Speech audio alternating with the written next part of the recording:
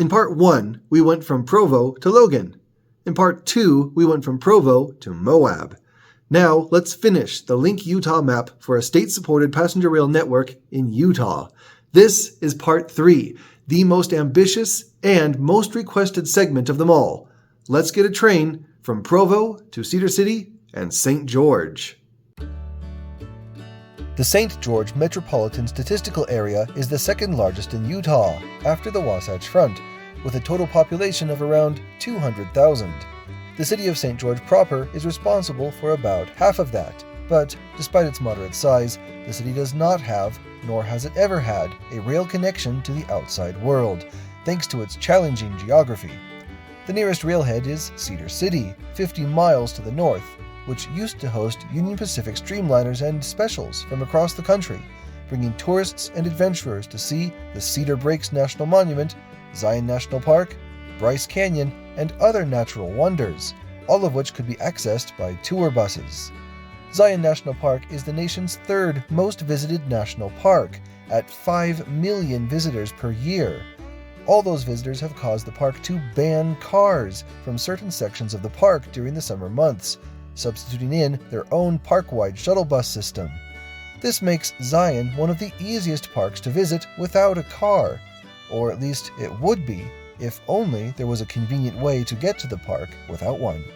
The current, most popular way to get to Zion National Park is through Las Vegas Harry Reid International Airport and then a multi-hour trip in an expensive rental car or a seasonal shuttle bus. Some short-haul aviation routes to St. George also help fill the gap, but by now, you all know my feelings on short-haul aviation. There is a clear and obvious need for a train, and the Link Utah proposal for a direct connection to the hub airport in Salt Lake City fits the bill perfectly. If only 10% of visitors to just Zion National Park arrived at the Salt Lake City International Airport and took the train to southern Utah, and ignoring every other destination or traffic generator in southern Utah, the train would carry over 2,600 passengers per day, making it among Amtrak's top 10 busiest rail lines, or about equal with the San Joaquin service in California. For travelers arriving through Salt Lake City, their rail journey will begin at the Rio Grande Depot at the west end of Broadway Street. With direct transit connections to the airport and the city's urban core, the Frontrunner commuter rail system, the Link Utah state-supported routes, and Amtrak's current and future long-distance network, the Rio Grande Depot will become the central hub for transportation across the Mountain West, and will be a showcase for Utah to the millions who already visit here every year.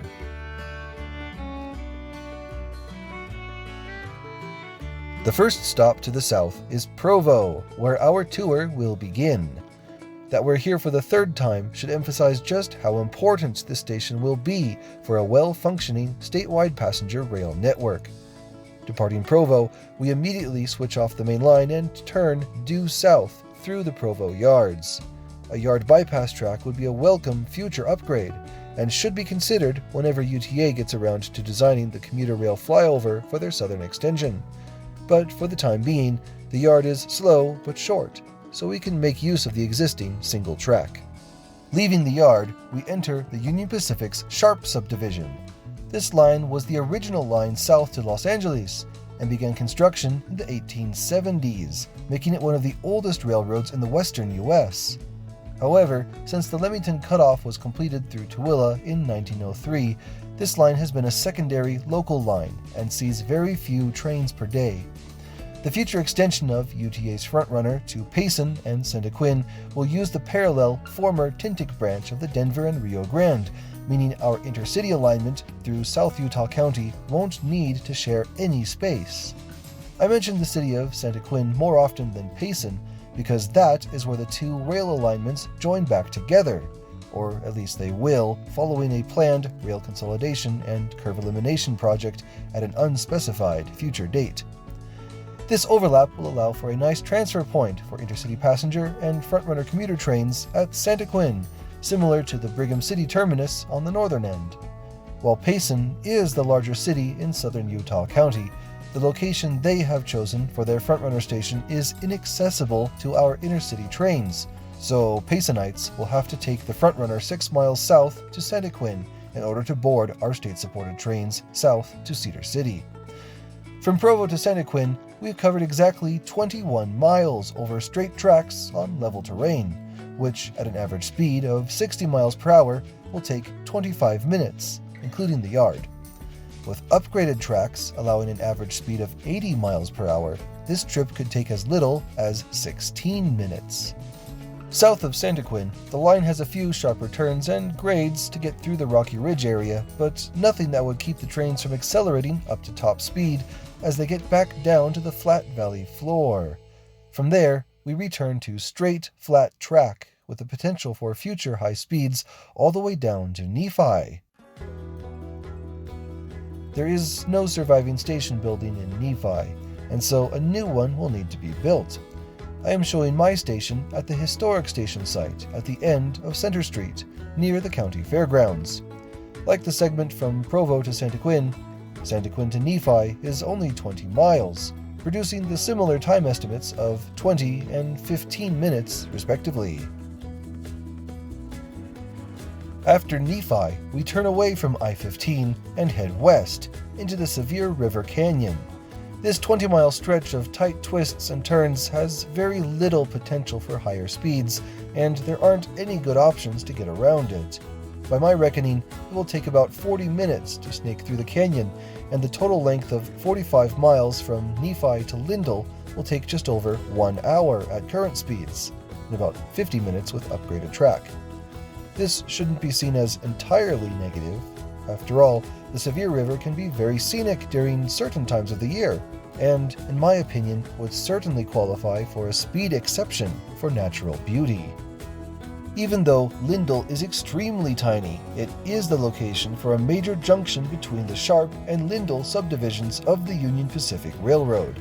Since we will be slowing down here anyway, if not stopping completely to coordinate with existing rail traffic, I've added Lindell to the map as a flag stop, similar to Cache and Crescent junctions in the previous videos.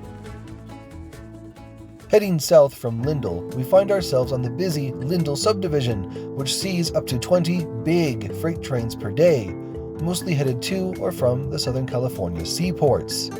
This would not be an issue on a line with 2 tracks, but as it stands, the Lindell subdivision has only 1 track, with strategically placed sidings that match Union Pacific's current needs. Keep in mind that Amtrak's proposed long-distance route from Los Angeles and Las Vegas up to Salt Lake City will also traverse this same line, so track space may soon be at a premium. The good news is that, since this is a wide-open and scarcely populated desert, it is also among the easiest places in the country to add a second track, or even, if we're being ambitious, a parallel, higher-speed, passenger-only track. There are 17 miles between Lindell and Delta. Delta to Milford is 73 miles, and from Milford to Lund, there are another 35 miles. At our set estimate of 60 miles per hour average speed, that would take 2 hours and 5 minutes from Lindell to Lund, which isn't bad at all. Because no freeway connects these locations, car travel between these same endpoints takes about 40 minutes longer. But we are not competing with back roads. On I-15, located in the valley just east of the railroad, cars are able to cover this equivalent distance in only 90 minutes. Because this section of track is so flat and so straight and so devoid of railroad crossings, there are only 25 of them and over 125 miles of track, I am raising my expectations for train speeds up to the maximum allowed by our hypothetical aero train set, 125 miles per hour. Traveling 2 miles per minute with 2 intermediary stops can raise our average speeds from 80 miles per hour up to 95 miles per hour. Doing so will produce an average travel time of only 80 minutes. Lund is more of a ghost town now than an actual settlement, and if there is a station built here, it would only be to act as a transfer point to Amtrak's future long-distance train between Salt Lake City and Las Vegas, so I'll show it as a second flag stop for this route. Beyond Lund, we exit the Union Pacific main line and enter the Cedar City branch. Just like the Cane Creek branch to Moab from last time, daily passenger service, if implemented, would easily become the dominant use of this branch line. And so, it would make sense, once again, for the Department of Transportation to buy these 30 miles and upgrade them to modern passenger rail standards. Upgraded to standard Class 4 track, up to 80 miles per hour, this would allow travel times of half an hour. On Class 7 track, up to 125 miles per hour, this last segment of track could be traversed in 20 minutes. Arriving in Cedar City, we are faced with the usual decision of where to locate our station. The historic Cedar City Depot still stands, but has been converted to a Chinese restaurant attached to a Best Western hotel. The loop track up to the old station has also been removed and built over, and the nearest track stub is over a mile away. Lastly, there is the question of a future extension down to the real population center of southwestern Utah, St. George, which would almost certainly follow the I-15 right-of-way, which is west of the historic depot. For all these reasons, I am showing the Cedar City station going here, near the Cedar City Regional Airport, and perhaps, similar to my proposal for Logan, trains and planes could share some public-facing facilities. Public transit in Cedar City is in the very early stages of development, and the triple attractors of a combined airport, intercity bus, and train terminal may be a good incentive to keep expanding transit options across the city. In total, we have traveled 287 miles from Salt Lake City, which at a 60 mile per hour average speed would give us a total travel time of 4 hours and 45 minutes. With upgraded tracks, we can cut out more than an hour and complete our trip in just 3 hours and 34 minutes. Amazingly enough, this is exactly the same speed as the car, helped by the fact that the freeway route is a full 35 miles shorter. This service from Salt Lake City down to Cedar City would already address a significant travel demand, since Cedar City is already a growing city with many destinations in their own right. And since it was the historic railhead, the road network to the nearby major attractors of St. George and the national parks is already well established. But if this is the best we can do, then most Utahns will be left disappointed, as the biggest destination for locals is the city of St. George. This will be a significant challenge, since, as stated earlier, St. George has never been connected to the National Rail Network, owing to its challenging geographic location. Since we have no existing or abandoned rail lines to follow, the only practical right-of-way is Interstate 15. The 51-mile segment of freeway between St. George and Cedar City currently sees over 34,000 trips per day, and since this is the only major route between these two cities, it is about time to begin planning an alternative transportation mode along this corridor. And while I might usually propose something innovative, like a tram train system able to climb steep grades at high speeds with minimal costs, for this route, we must decide from the beginning that this corridor will be designed for full-sized intercity trains. My two favorite examples of harmony between trains and freeways are the New Mexico Rail Runner between Albuquerque and Santa Fe, and Brightline, Florida between Orlando and Cocoa. In New Mexico, commuter trains, using the same equipment as our current frontrunner fleet, pace traffic along 12 miles of median running track. The maximum grade for this route is a pretty substantial 4%, which makes it one of the steepest passenger main lines in the United States. On our current route between Cedar City and St. George, there are multiple sections where I-15 reaches its maximum grade of 6%, which is too steep for a conventional locomotive-hauled train. Instead, these areas will have to be handled with cuts, fills, and perhaps even detours in order to keep the maximum grade to 4%, and this will have to be maintained for many miles at a time, in contrast to New Mexico's shorter segments. Also different from New Mexico is where we will be able to run our track. UDOT has not been careful in preserving median space along this corridor, and there are many segments where adding even one track to the median would be unrealistic. This brings us to the second example, and one I bring up so often you're probably sick of hearing it. Brightline, Florida, between Orlando and Cocoa, where a new private rail line was built parallel to State Route 528.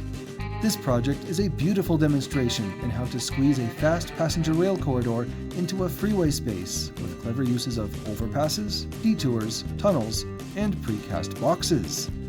There is no time or need to get into the details of such designs for our Utah route, but here are a few examples of cuts, fills, and structures.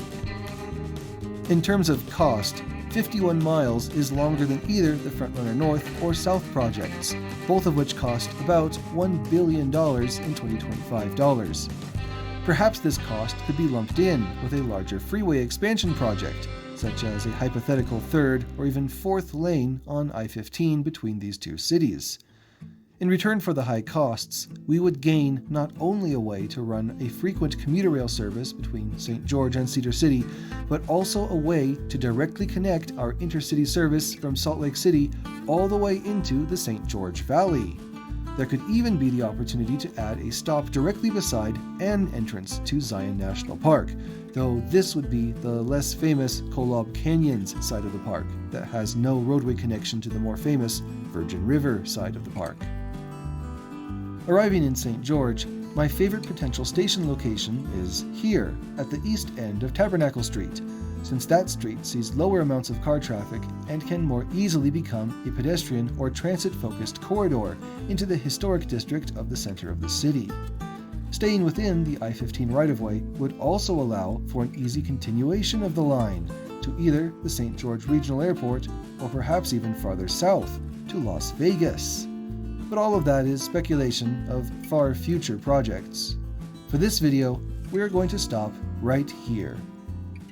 The main takeaway from this video should be that a train from Salt Lake City to at least Cedar City would already be a practical travel alternative for many Utahns and visitors alike, and this is true today, now, without any of the speed improvement projects that we discussed in this video.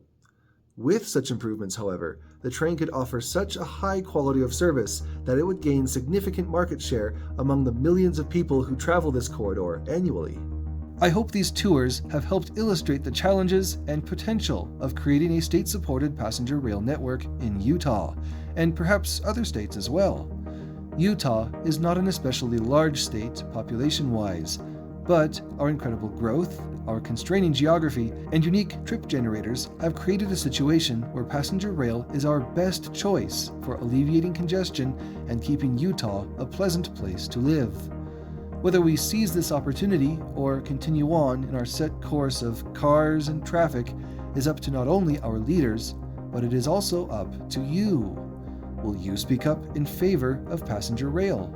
Will you keep the issue constantly at our leaders' attention through letters, comments, questions, and conversations? Will you vote for leaders and policies that protect and reinforce our current status quo, or ones that look forward to building something new? If you choose action, please visit us at riograndeplansaltlakecity.org to check for upcoming events, make a donation, purchase merchandise, or even join our group of volunteers. There are many like-minded people working very hard to bring better public transportation and sustainability to Utah, and I'd love to see you aboard that train with us too. I'm Christian Lenhart. Thank you for watching.